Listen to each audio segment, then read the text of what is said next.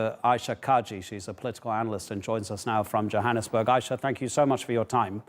Has it always been like this in South Africa? Hi, good evening. Have women always been unsafe in South Africa? Let's concentrate on the gender-based violence for the moment.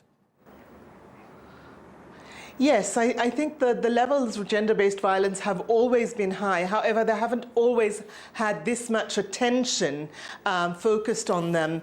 And particularly in the wake of the Me Too movements globally in the last few years, more and more women are reporting gender-based violence than they used to prior to this. It is a very, very patriarchal society that we live in here in South Africa, across ethnic and class lines. The patriarchy persists within the South African society in general, and it has become a very toxic space for women who dare to stand up against gender-based violence.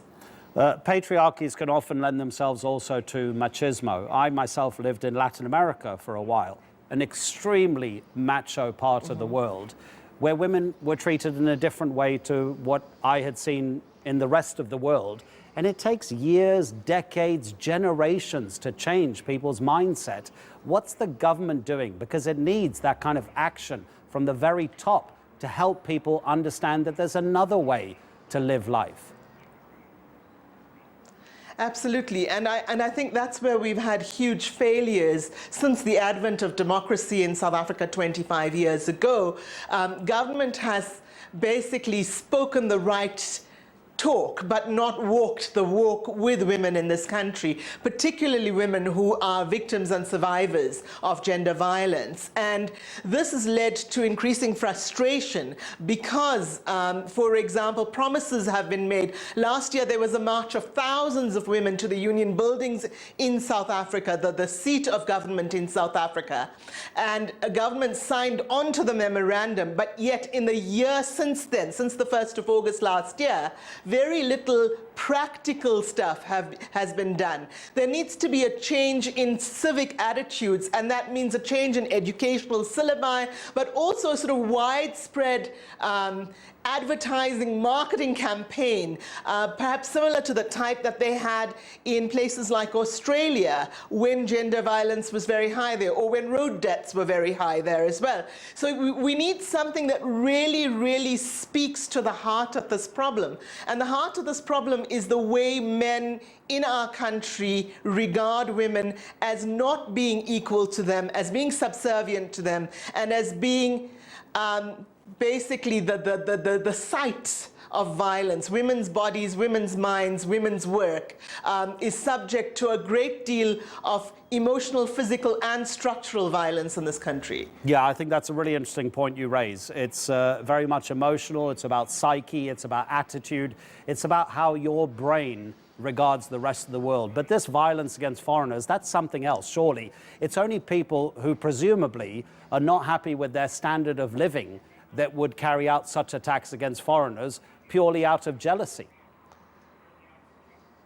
Well, I think jealousy or envy is part of it, but I don't think it's the full story, because the last round of violence particularly has appeared to be somewhat orchestrated. It has also been seen to be a round of violence in which the authorities, including the police and supplementary authorities like the fire services, for example, have not been very proactive, have not been very quick to respond.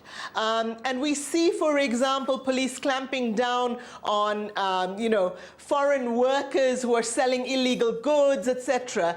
But when they're asked to come to the aid of migrant workers, of migrant communities, they're slow to respond. And so there are many conspiracy theories doing the rounds here in South Africa at the moment. Is this current round of violence, one wonders, seeking to deflect attention from something else, perhaps the Zondo Commission into state capture, or is it seeking to deflect attention from laws currently going through Parliament?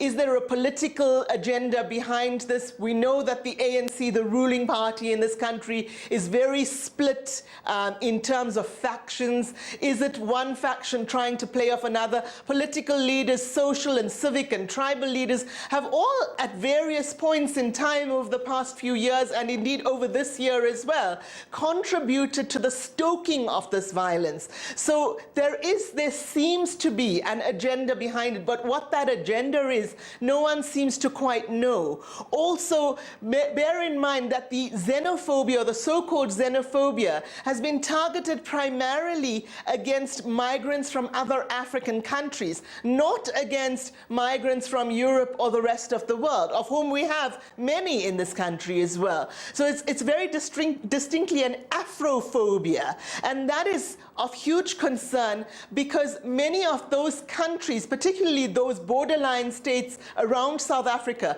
contributed greatly to our struggle for freedom from apartheid. Ayesha Kajee, thank you so much for joining us on the News Hour.